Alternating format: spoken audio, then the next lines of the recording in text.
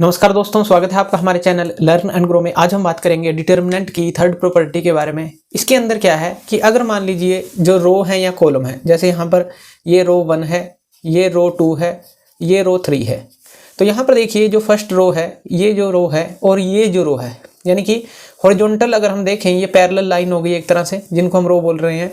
ये जो parallel line चाहे रो के केस में ले लें चाहे कॉलम के केस में ले लें, अगर दो पैरेलल लाइन चाहे हॉरिजॉन्टल रो, यानी कि पैरेलल हॉरिजॉन्टल की बात है तो रो की बात कर रहे हैं, वर्टिकल हॉरिजॉन्टल जो वर्टिकल लाइंस की बात है तो कॉलम की बात करेंगे। तो हॉरिजॉन्टल लाइन अगर मान लीजिए जैसे 2 1 4 2 1 4, अगर ये सिमिलर हैं तो जो इनका रिजल्ट है वो 0 आएगा, यानी कि डिटर्मिनेंट जो है एक तरह से वैनिश हो जाएगा, खत्म हो जाएगा। चलिए इसको सोल्व करके देखते हैं। तो यहाँ पर हम इसको विद रिस्पेक्ट टू जो रो 1 है उसके साथ एक्सपेंड करते हैं। तो यहाँ पर ये क्या आ जाएगा हमारे पास, ये 2 आ जाएगा और डिटर्मिनेंट में क्या आएगा हमारे पास, इस कॉलम को इस रो को छोड़ देंगे 1 4 2 5, तो ये आ गया 1 4 2 5। फिर उसके बाद ये प्लस का होता है, ये माइनस का होता है, ये हमें पता है, पहले भी हम देख चुके हैं साइन रूल के अकॉर्डिंग। क्योंकि यहाँ पर क्या है, ये जो है फर्स्ट रो के अंदर सेकंड एलिमेंट है, यानी कि 1 + 2 जो 3 आएगा -1 की पावर, तो वो माइनस का ही रह जाता है। तो ये साइन रूल में भी हमने देखा था। साइन रूल क्या था, अगर हम यहाँ पर लिखें तो जो डायगनली सारे प्लस इस तरह से, यानी कि इस डायगनल पे प्लस और ये माइनस। तो यहाँ पर देख सकते हैं ये पहला प्लस का है, दूसरा माइनस का है, फिर प्लस का है। तो यहाँ पर ये -1 और इसके साथ इस कॉलम और इस रो को छोड़ेंगे 2 4 3 5। ये क्या आ गया 2 4 3 और 5। आगे फिर जो है ये प्लस का रहेगा, प्लस का 4, और इस कॉलम को इस रो को छोड़ेंगे तो 2 1 3 2। तो यहाँ पर ये आ गया 2 1 3 2। इसको सॉल्व करते हैं। चलिए इसको सॉल्व करते हैं। यहाँ 2 आ गया, ब्रैकेट में 5 - 8 आ गया, यानी कि -3 आ गया।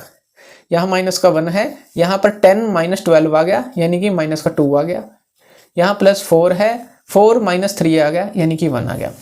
चलिए फर्दर सॉल्व करते हैं। ये आ गया हमारे पास -6, ये क्या आ गया हमारे पास +2, और यहाँ पर ये क्या आ गया +4। 2 + 4 ये 6 हो गया, यानी कि -6, और ये +6, और आंसर क्या आ गया 0। तो जैसा कि हमने देखा दो पैरेलल लाइन है, यानी कि सिमिलर एलिमेंट है इनके बीच में, चाहे रो में ले लें चाहे कॉलम के केस में, तो वो वैनिश हो जाएगा, यानी कि रिजल्ट जो है 0 आएगा।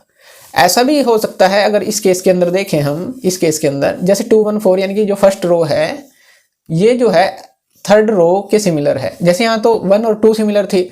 ऐसा भी हो सकता है कि ये जो रो है फर्स्ट जो है और यहाँ पर थर्ड रो है ये सिमिलर हो, यानी कि एक ही डिटर्मिनेंट के अंदर बात कर रहे हैं, दो रो या दो कॉलम सिमिलर हो, चाहे वो साथ में हो चाहे अलग अलग हो, तो इसका रिजल्ट क्या आएगा, यानी कि साथ में सिमिलर थी, अब ये हमने पहली और तीसरी सिमिलर लिखी, दूसरी को हमने चेंज कर दिया, तो इसका भी रिजल्ट क्या 0 आएगा। चलिए इसको भी देख लेते हैं।